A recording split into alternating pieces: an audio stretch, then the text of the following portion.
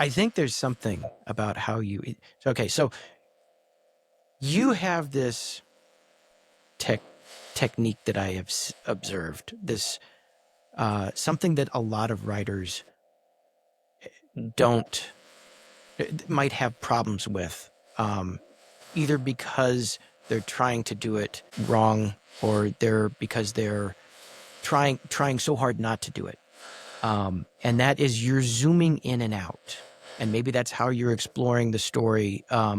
But it's something that it's you're using this zooming in and out, this controlled zooming in and out with a narrative voice.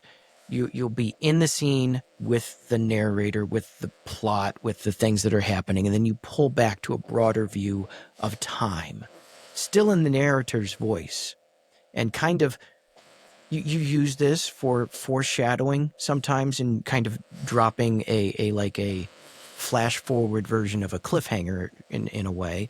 You use this in challenging moments in a way to give kind of a comforting feel sometimes, or gives your narrator an additional dimension, something of a future history.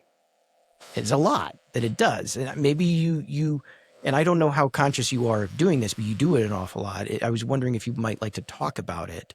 Uh, I don't do it consciously. I do very few things consciously, which it sounds a little bit like a cop out. Or I don't.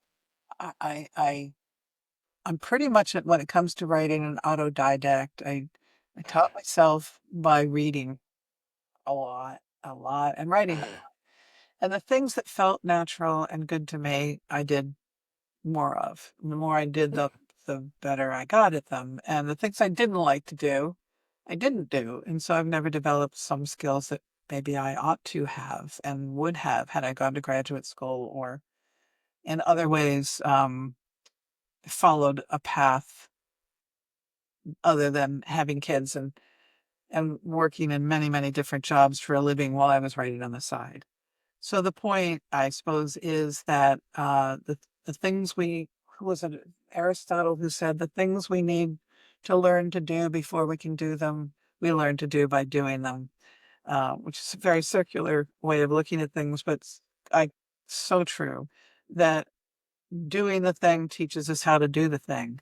And that's very true for me with writing. Just trial and error, and discovery. It's a total act of discovery. When I sat down to write Apollo, it came out in the first person. I had never written in the first person before. It just the first line, the year I turned 12, I learned how to lie. I was in the shower. This line pops into my head. I wrote it down, and the voice was so strong. I just kept that point of view. I have been writing in the first person ever since. It's just the way I write now, after decades of writing in the third person. I have, of course, when I was starting out and in college, yeah, I'd try different experiments. I'd write in from different perspectives, but not seriously. When I was on my own writing after I left school, it was always third person. So I encourage people to try new things and see whether they take. And if they don't, they don't. But first person for me was everything. So it's not very little of it is deliberate. These are just happy accidents.